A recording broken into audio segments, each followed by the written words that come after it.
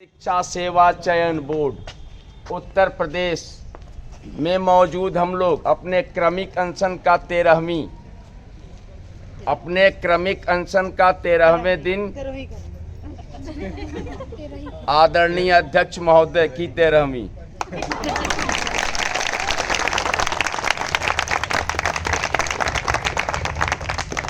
उत्तर प्रदेश का नौजवान बेरोजगार इस हौसले के साथ यहाँ बैठा हुआ है कि हम अधियाचन का पोर्टल खुलवाएंगे, परीक्षा तिथि की घोषणा कराएंगे।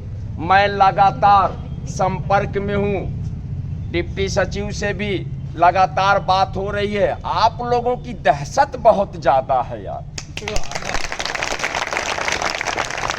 आप लोगों की दहशत की वजह से चेयरमैन साहब आने से कतरा रहे हैं।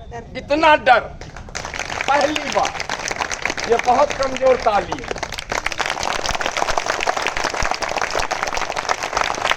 अब सोचिए, एक बेरोजगार अगर सड़कों पर जब अकेले चलता है तो उसको लोग कमजोर समझते हैं, लेकिन आज वही बेरोजगार माध्यमिक शिक्षा सेवा चयन बोर्ड के गेट पर बैठा हुआ है। एक ताकत के रूप में सैकड़ों की संख्या में एक संदेश दिया जा रहा है उत्तर प्रदेश के तमाम नौजवान बेरोजगारों को कि अय नौजवान बेरोजगारों, आओ आओ आओ। आज अगर आप एलनगंज, छोटा बघाड़ा, गोविंदपुर, सलोरी, कटरा कहीं भी हैं, अकेले जाते हैं, आप कमजोर हैं, आप एक साथ आज मौजूद यहाँ ताकत के रूप में आपकी दहशत इतनी है कि एक संस्था का प्रमुख फरार, एक संस्था का प्रमुख उत्तर प्रदेश माध्यमिक शिक्षा सेवा चयन बोर्ड का अध्यक्ष आप लोग एक साथ आए, एक मंच पर आए, एक साथ कदम से कदम मिलाकर चले तो आपकी ताकत का एहसास हुआ। उन्होंने हिम्मत अभी तक नहीं जुटा पाई कि वो चयन बोर्ड की दहलीज के अंदर आ सके। बहुत बड़ी उपलब्धि हमारी। आपकी कमजोर तालियों के लिए बहुत बहुत धन्यवाद।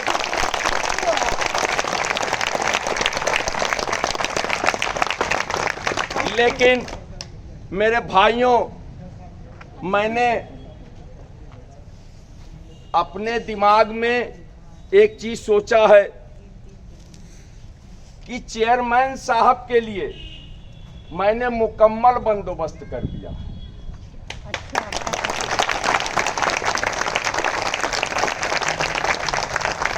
मैं चेयरमैन साहब के लिए यहां से मैं बंदोबस्त किया था, यहां से मैंने मुकम्मल बंदोबस्त किया।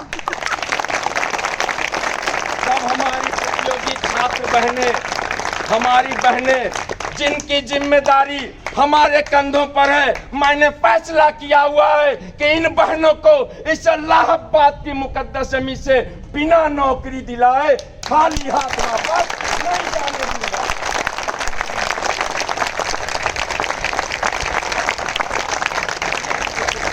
वो दौर आएगा, वो वक्त आएगा जब 4163 सीटें 24,163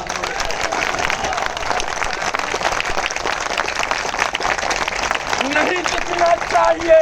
मुझे ये चेहरा नहीं दिखना चाहिए।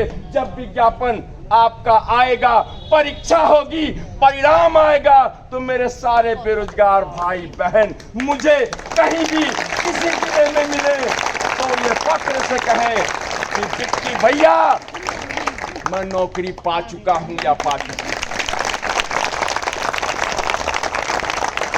मुझे गर्व होता है, कभी कभी मैं जहां जहां गया हूं, कभी प्लेटफॉर्म पे किसी बेरोजगार से मुलाकात होती है, कभी बस अड्डे पे मुलाकात होती है। भाई और बहन सबके चेहरों को देखना महसूस करता हूं। इन चेहरों को देखिए गौर से। चेयरमैन साहब देखिए, बेबसी हमारी बेरोजगारी का आलम है। हम बेबस हैं, लाचार हैं। हमारी जो सबसे बड़ी ताकत है वो है कलम की, और हौसला ये है कि दिन रात मेहनत करके 125 प्रश्नों को पलटने की साजिश में शामिल हो जाए।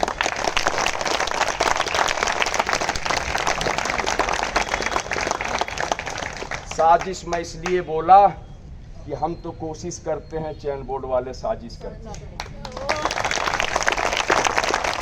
इसलिए कि यही चयन बोर्ड रहेगा जब आपसे पूछेगा उत्तर प्रदेश की राजधानी कहाँ है, सवाल इसका होगा, जवाब आपका होगा लखनऊ, लेकिन इसका जवाब होगा प्रयागराज। ये साजिश है, यही साजिश, इसके शिकार सब हुए हैं। यहाँ पे कितने लोग शिकार हुए हैं, हाथ वो उठा दें, जो नहीं हुए हैं वो हाथ नीचे रख सकते हैं। प्रश्नों के शिकार हुए हैं कि नहीं? सब लोग हुए हैं ना। ये साजिश चयन बोर्ड करता है और लगातार करेगा। कम पढ़े लिखे लोगों की जमात है ना ये।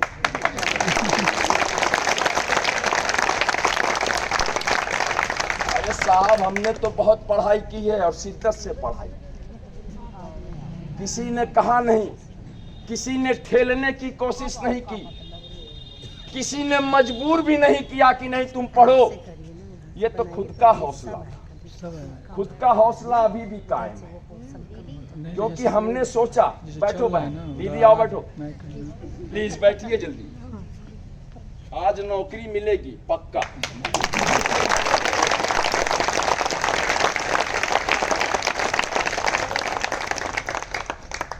मैं आपको बता दूं, इससे पहले एक चेयरमैन हुआ करते थे जिनका नाम था हीरालाल गुप्ता जी। कितने लोग जानते हैं उनको? हीरालाल गुप्ता जी को पैदा करने में मुझे 7 दिन का समय लगा था।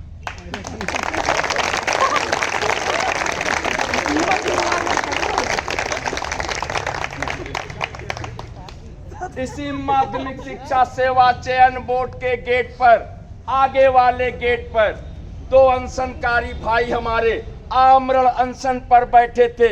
उस समय चयन बोर्ड ध्वस्त था, सारी व्यवस्थाएं ध्वस्त थी। उत्तर प्रदेश का नौजवान बेरोजगार जो टीजीटी पीजीटी की तैयारी कर रहा था, उसके सपने धूल फाक रहे थे। उनको पता नहीं चल रहा था कि हमारे सपने पूरे कब होंगे, क्योंकि चयन बोर्ड में न अध्यक्ष थे न सदस्य थे। चयन बोर्ड की कोई कार्रवाई नहीं हो रही थी। उसी समय 2 शूरवीर पैदा हुए।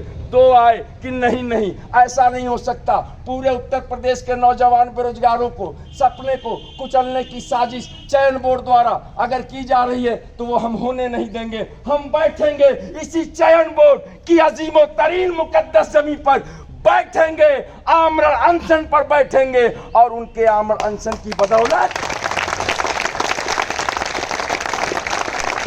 हीरालाल गुप्ता जी पैदा हुए।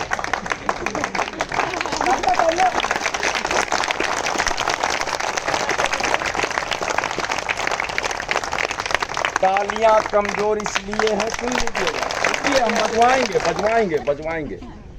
तालियां कमजोर इसलिए हैं कि हीरालाल गुप्ता जी को पैदा करने में जिन जिन भाइयों ने सहयोग किया, जो अनशन पे आए थे, आज वह गुलाबो देवी इंटर कॉलेज, भगवान दास इंटर कॉलेज, कहीं न कहीं जो है कमला देवी इंटर कॉलेज में पढ़ा रहे हैं, क्योंकि उनको नौकरी मिल चुकी है। वो जान रहे थे, आंदोलन की ताकत को जान रहे थे। इसी भरोसे से मैंने आपसे कहा कि जो मेरा भाई आंदोलन में आएगा उसकी नौकरी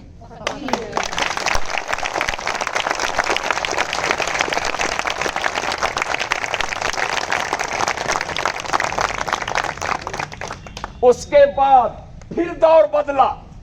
हीरालाल गुप्ता जी का कार्यकाल पूरा होने के कगार पर था। सियासत बदली, निजामत बदला, हुकूमत बदली, हीरालाल गुप्ता जी को जाना पड़ा। उसके बाद लगभग 1 से 1.5 साल फिर चयन बोर्ड ध्वस्त था। पता है कि नहीं आप लोगों को? फिर अचानक से फिर ये जहन में ख्याल आया कि नहीं, उत्तर प्रदेश का नौजवान बेरोजगार के सपनों को कुचलने की फिर साजिश की जा रही है। तो हमने 7 लोग मिलकर फिर आए और आमरण अनशन पे फिर बैठे तो वीरेश कुमार जी को पैदा किया।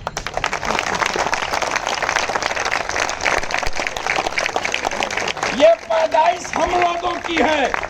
हम लोगों ने, हम प्रतियोगी छात्रों ने, छात्र बहनों ने मिलकर पैदा किया है। इससे पहले जितने अध्यक्ष आए, इससे के बाद जितने आएंगे, क्योंकि यह लोग चाहते भी ऐसा है। ये बिना अनशन के, बिना धरना के, बिना प्रदर्शन के ये भाषा नहीं समझ पाते, ये आपका काम नहीं करता। हम लोगों ने अपनी ताकत का मुजाहिरा किया। ऐसे ही सिलसिलेवार कतारें लगी थी, लाइन पे साख्ता लोग बैठे थे, लाइन से बैठे थे। आमरण अनशन का दौर था। 7 मेरे बेरोजगार भाई वहीं पर तख्त लगा के, टेंट लगा हुआ था, आमरण अनशन पे बैठे। तब जाके हुकूमत के कान पर सनसनाहट हुई। सनसनाहट समझते हैं? महसूस हुआ कि नहीं, उत्तर प्रदेश में तो बेरोजगार भी रहते हैं यार, तो बड़ी बात होगी।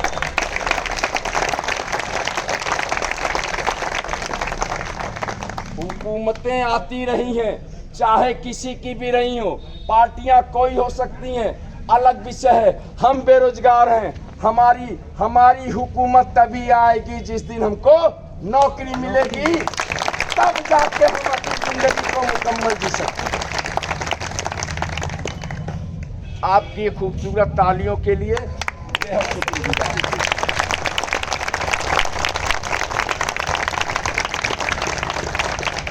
चेयरमैन साहब को बुलाया गया, सदस्य आए, सिलसिला शुरू हुआ।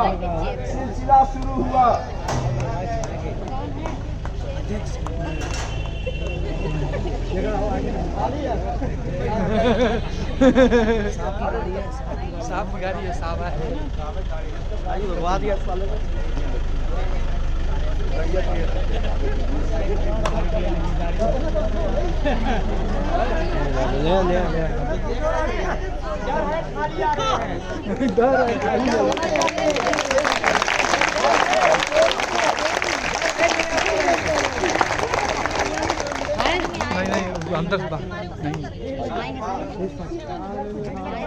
देखिए इधर सामने आइए। देखिए जब मैं बोलना शुरू करता हूँ सामने इसलिए कि अब जो बातें होंगी निगाहों से आगे वाले आप लोग डराते बहुत ज्यादा। इतना डरा दिया चेयरमैन साहब को कि वो दहशत में ऐसे हैं कि वो अपनी गाड़ी के सीट पर बैठ के जाएं कि डिग्गी में बैठे।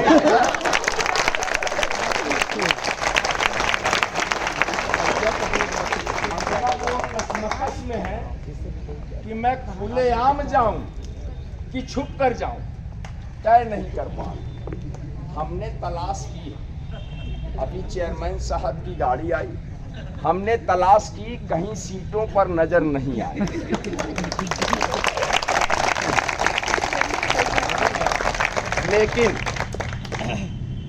लेकिन मैंने डिग्गी खोलने की कोशिश नहीं की। गाड़ी के पीछे जो डिग्गी लगी होती है उसको इसलिए नहीं खोला कि उनकी शर्मो हया तो खत्म हो चुकी है, हमारी तो बची है। अरे आप महसूस कर रहे हैं, यही कम बड़ी बात है। आप आ गए, सीटों के साथ नहीं आए, डिग्गी के साथ आए, बहुत बड़ी बात है।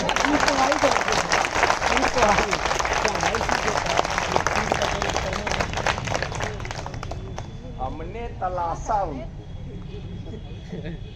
चेयरमैन साहब ने कहा कि मुझे पकड़ना मुश्किल ही नहीं नामुमकिन है, क्योंकि मुझे उत्तर प्रदेश के 75 जिले के प्रतियोगी छात्र ढूंढ रहे हैं।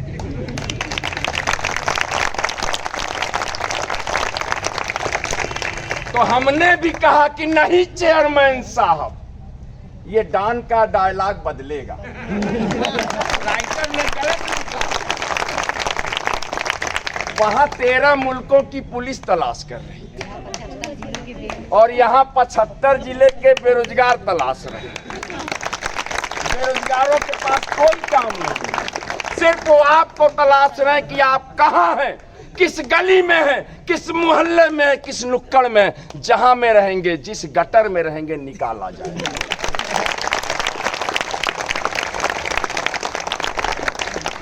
निकालने के बाद पेश किया जाएगा बेरोजगारों के दरबार में। वहां पर मुगले आजम कौन होगा? हम बेरोजगार। मुगले आजम हम ही तो हैं, अपने दिल के राजा हैं मेरे भाई। अरे माना अपनी जेब से फकीर हैं, फिर भी यारो दिल के हम अमीर हैं। किसी की मुस्कुराहटों पे हो निसार, किसी का दर्द मिल सके तो ले उधार, और किसी के वास्ते होते हुए जीना इसी का नाम है।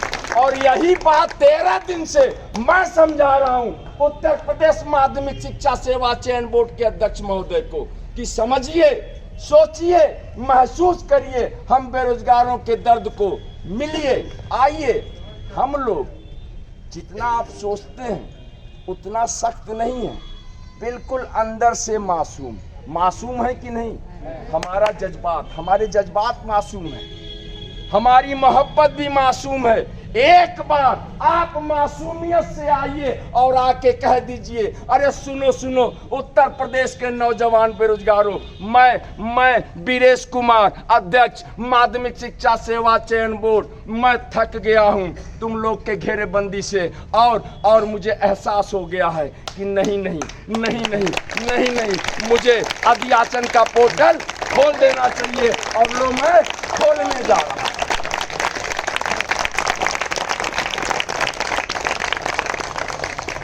कसम है क्रमिक अनशन की, ऊपर बात करेंगे, कहेंगे कि चेयरमैन साहब बहुत अच्छे आदमी, इनकी सैलरी 2 लाख से 2.5 लाख कर दीजिए 3 महीने के लिए। पोर्टल खोल दिया इन्होंने, बहुत बड़ी बात। 4000 सीटें 24,000 में तब्दील। सोचिए, महसूस करिए आप लोग, आपके आंखों की चमक आई कि नहीं?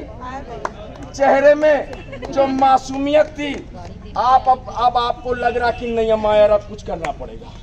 24,000 सीटें, अब ये मौका नहीं मिलेगा। ये 24,000 सीटों को मैं जाया नहीं जाने दूंगा। इसमें नौकरी मुझे चाहिए, हर हाल में चाहिए, हर कीमत पे चाहिए। जिस दिन अध्याचन का पोर्टल खुला, हमारी सीटें 24,000 हुई, उसी दिन हम अपने अपने कमरों में घुस जाएंगे, बाहर से ताला मारेंगे, अंदर रहेंगे। बाहर से ताला क्यों मारेंगे? इसलिए कि कोई आए तो हमें डिस्टर्ब ना करे।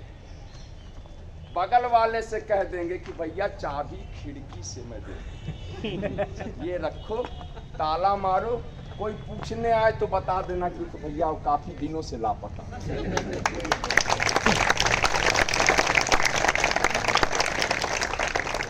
रात के अंधेरे में खाना बनाएंगे, कोई देखे ना। पढ़ाई करनी है ना, क्योंकि जब आप मंजिल के करीब जाने की कोशिश करते हैं और पहुंचने के करीब होते हैं, तो कुछ ऐसे लोग होते हैं जो बहकाने की साजिश में शामिल हो जाएंगे, आपके कदम को डगमगाने की कोशिश में शामिल होंगे कि अम्मा यार ये तो पढ़ रहा, कहीं ऐसा ना कि 125 में 126 क्वेश्चन सवाल पैदा हो जाएगा कि माध्यमिक शिक्षा सेवा चयन बोर्ड ने OMR के 125 सवाल पूछे, आप 126 करके आप तो उत्तर प्रदेश टॉप कर गए। ये सही नहीं है।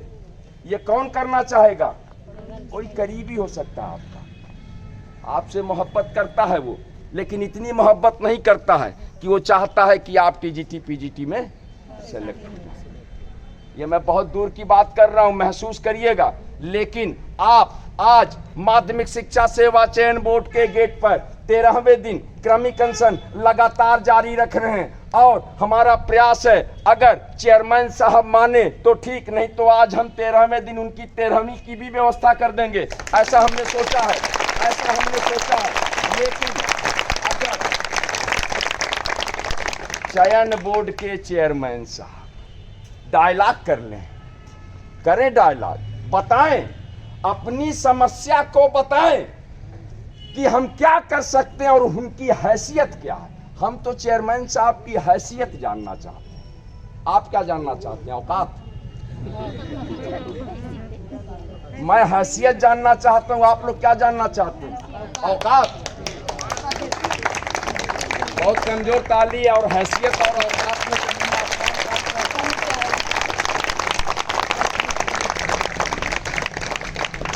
उनकी हैसियत बतौर अध्यक्ष माध्यमिक शिक्षा सेवा चयन बोर्ड पर के गद्दी पर विराजमान है।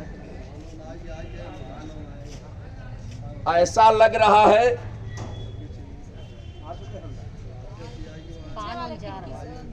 बैठे तो ऐसा जैसे लग रहा कि आखिरी जो है मुगल बादशाह यही थे।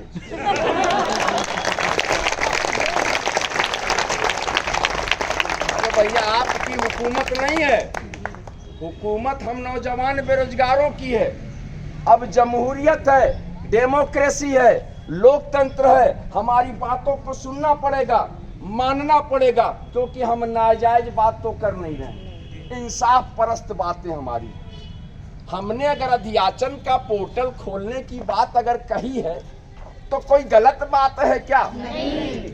4000 सीटें 24,000 हो जाएं और वो 20,000 सीटें जो धूल फाक रही हैं, आप चिल्ला चिल्ला कर कहते हैं, अपनी अपनी जनसभाओं में बोलते हैं कि नहीं नहीं 5 लाख लोगों को नौकरी दी।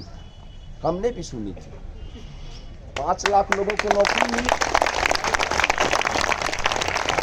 जब मैं LTGIC का कार्यक्रम कर रहा था, पता होगा आप लोगों को, उत्तर प्रदेश का पूरा नौजवान बेरोजगार जानता है। LTGIC पद 10,768, उस पर लगे थे एलिगेशन, तमाम तरह के माहौल बनाए गए थे। 10,768 लोगों की जिंदगियों से खेलने की साजिश रची जा रही थी। पूरी भर्ती प्रक्रिया को निरस्त करने की व्यवस्था थी, लेकिन हम लोग मिलकर लड़े, एक साथ मिलकर लड़े और उसको जो डूबने वाली नाव थी उस नाव को किनारे लाके 10,768 लोगों को रोजी रोटी से जोड़ने का काम किया। आपका 15,198 विज्ञापन वर्ष 2021, याद करिए वो दिन 10 मार्च को मैं तीसरी बार डिप्टी सीएम दिनेश शर्मा जी से मिलने गया। उस समय भी ये अपनी तिजोरी में 15,198 वैकेंसी लॉक किए हुए थे, रखे हुए थे, निकाल नहीं रहे थे। वहां पर जब हमने ये बात कही, वहां से निर्देश जारी कराया गया। 15 मार्च याद है आप लोगों को? 15 मार्च वो खूबसूरत दिन था कि काली और स्याह रात थी, मुझे नहीं पता दिन में विज्ञापन आया था कि रात में, बताइए किसी को पता है? दोपहर और रात के बीच का पहर था ना। गोधली बेला थी। कौन सी बेला थी? गोधली। अचानक से कैसा माहौल हुआ? कंप्यूटर लड़खड़ा रहा था, पूरा का पूरा वेबसाइट क्रैश हो गया था, पता कि नहीं आप लोगों को? ऐसे फॉर्म भरे गए धक्का-धक, पूरी रात लगातार मेहनत, मांगा गया उत्तर प्रदेश के नौजवान बेरोजगारों से। आगे एक शब्द और जोड़ा गया, अय भारत के नागरिक। सिर्फ उत्तर प्रदेश नहीं, अय भारत के नागरिकों, आवेदन पत्र तुमसे मांगे जाते हैं, क्योंकि ऐसे काफी प्रदेश आ जाएंगे, इनको तो कलेक्ट करना है ना, पेमेंट कलेक्ट करना था। इन्होंने पूरे भारत के नागरिकों से आवेदन मांगा और इतना आवेदन इतना पढ़ने लगा कि 10 दिन तो वेबसाइटें नहीं चल रही थी। पता होगा आप लोगों को। फिर आना पड़ा मैदान जंग में, यहीं आकर फिर समझाना पड़ा, भाषा वही है, जी सीधी से नहीं निकलती तो ऐसे टेढ़ी करनी पड़ती है। ये टेढ़ी वाला फलसफा बनाया किसने था यार? उंगली टेढ़ी करने का, ये बहुत कमजोर ताली है, टेढ़ी उंगली की भी जरूरत पड़ती है। ये जिस शख्स ने ये फलसफा पैदा किया था वो वाकई काबिले गौर शख्स रहा होगा कि जब सीधी से ना निकले तो टेढ़ी करनी चाहिए। अभी इस्तेमाल सीधी उंगली का है। सीधी उंगली की स्थिति यह है कि आपके चेयरमैन साहब डिग्गी में आए हैं, देख लीजिए। जब आप अपनी उंगली को टेढ़ी करेंगे तो क्या स्थिति रहेगी, इसकी कल्पना आप खुद करिएगा। लेकिन हमने फैसला किया है कि 4000 सीट को 24,000 कराएंगे और परीक्षा तिथि की घोषणा करेंगे।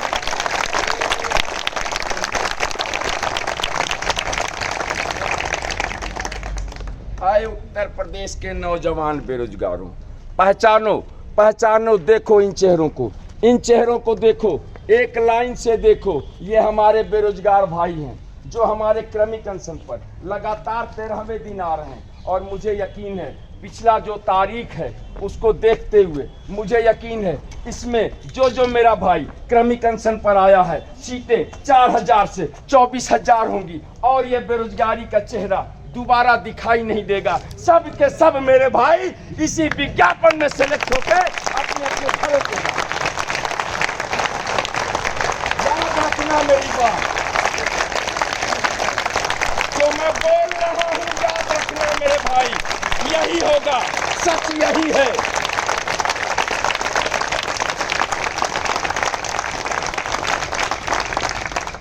मैं अपनी सियासत जब भी शुरू किया, जब से मैं एक प्रतियोगी छात्र हूं, लगातार इंटरव्यू दे रहा हूं टीजीटी पीजीटी का। जब आया इलाहाबाद में तो सपने दूसरे थे।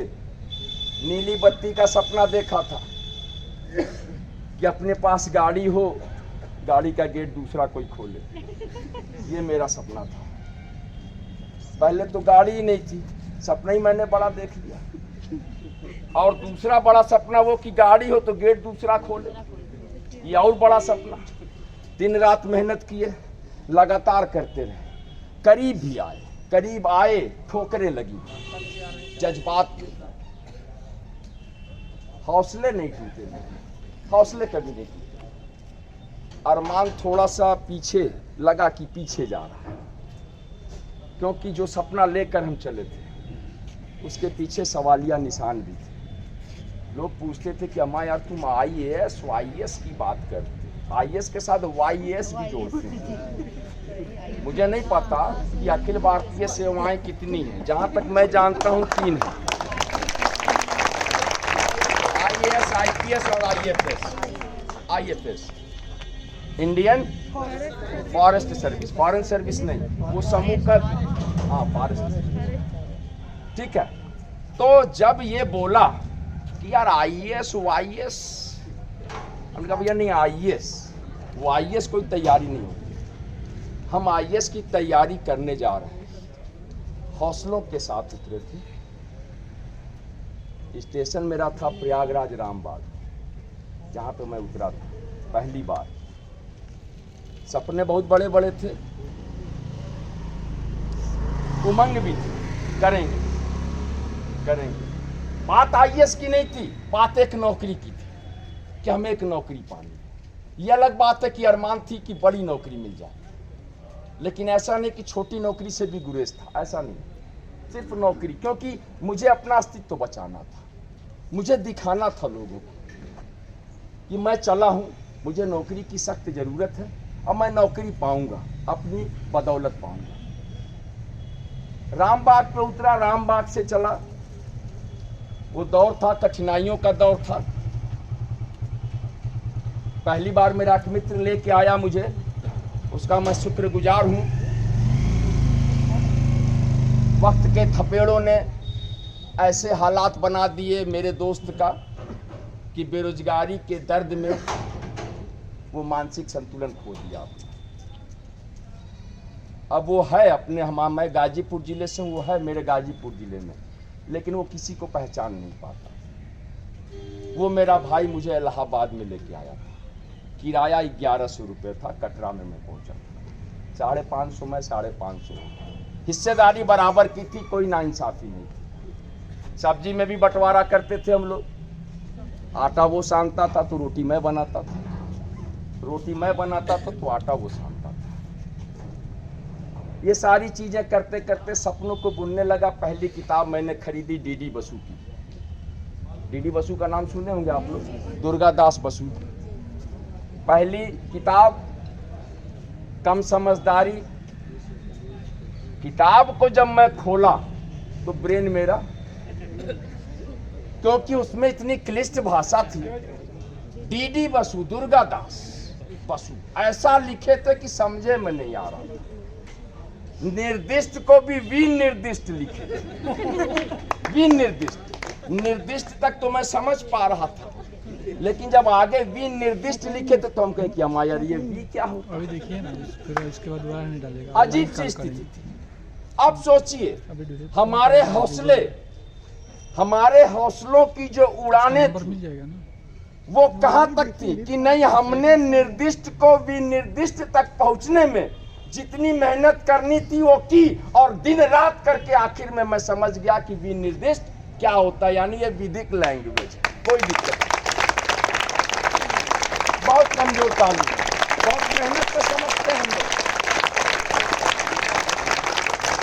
किसी विषय को समझना हो, बहनों का गृह विज्ञान है, किसी का हिंदी होगा, किसी का अंग्रेजी होगा। शुरुआती दौर को महसूस करिए, जब आप पहले आप जो है कंपटीशन के दौर में आते हैं, पहली बुक खरीदते हैं, पहली बुक का पहला पन्ना पलटते हैं, तो आपको लगता है कि मेरा पूरा का पूरा दिमाग घूम रहा, समझ में कुछ नहीं आ रहा। लेकिन अपने हौसलों की वजह से लगातार सिलसिलेवार पढ़ते पढ़ते पढ़ते एक हालात ऐसा आता है कि लगता है कि सारी किताबें पढ़ डाली हैं हमने, दूसरी किताब मैं खुद लिख सकता हूं।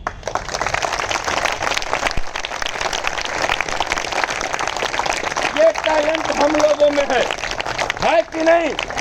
और इसी टैलेंट की बदौलत इस माध्यमिक शिक्षा सेवा चयन बोर्ड के गेट पर बैठे हैं और कह रहे हैं कि अय अध्यक्ष महोदय, सीटों को बढ़ाइए, नौकरी तो हम अपनी ताकत की बदौलत हासिल कर रहे हैं।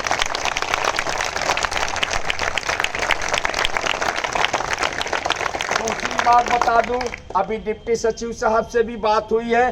चेयरमैन साहब दहशत में आने की पूरी कोशिश कर रहे हैं। मैं भी डिप्टी साहब से लगातार कह रहा हूं, परेशान होने की जरूरत नहीं है। सारे बेरोजगार भाई और बहन हैं, कोई कुछ नहीं करेगा, कोई कुछ भी नहीं कहेगा चेयरमैन साहब को, ना ही कोई कुछ करेगा। यकीन जानिए, आप मेरी तरफ से चेयरमैन साहब को समझाइए। यहाँ जितने आपके बच्चे बैठे हैं आपसे मिलना चाहते हैं, आपको डरने की बिल्कुल जरूरत नहीं है। आप सम्मान आइए। अगर आप शाम तक आ पा रहे हैं कोई बात नहीं, अगर आप चल दिए हैं लखनऊ से तो बीच में रायबरेली होते हुए बीच में ढाबा भी पड़ेगा, खाना वाना भी खा लीजिएगा, कोई दिक्कत नहीं है। लेकिन आप आइए प्लीज़ प्लीज़, चेयरमैन साहब आज आ जाइए और हमारी आपकी मुलाकात कल होनी चाहिए। कल बैठेंगे चेयरमैन साहब। अभी जो है आप लोगों की दहशत, आप लोग क्रमिक अनशन पर मौजूद, इतनी दहशत कि चेयरमैन साहब इतने डर के साए में जी रहे हैं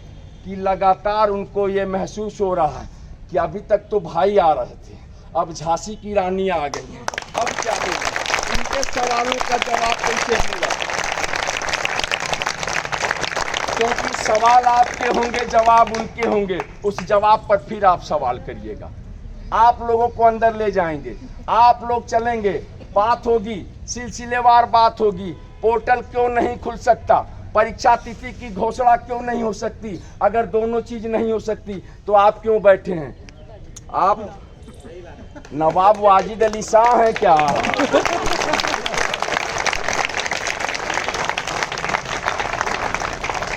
अरे आप जब नहीं खोल सकते तो जाइए, आप यहां से जाइए, जरूरत पड़ेगी तो पोर्टल हम ही लोग खोल रहे हैं। अरे कोई करंट थोड़ी लगना है उसमें, एक बटन का मामला है, कंप्यूटर पे बटन दबाना, पोर्टल खुला, धक्का धक सीट आएगी। ये गृह विज्ञान 1000, ये हिंदी 2500,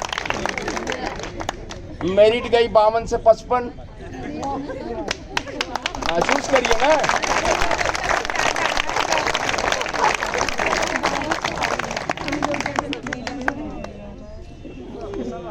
धर्मेंद्र को जानते हैं आप लोग?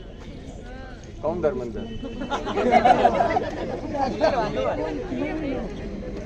धर्मेंद्र ने कहा था ना, वही बात हम चेयरमैन साहब से कह रहे हैं प्यार से कि पल भर के लिए कोई हमें प्यार कर ले।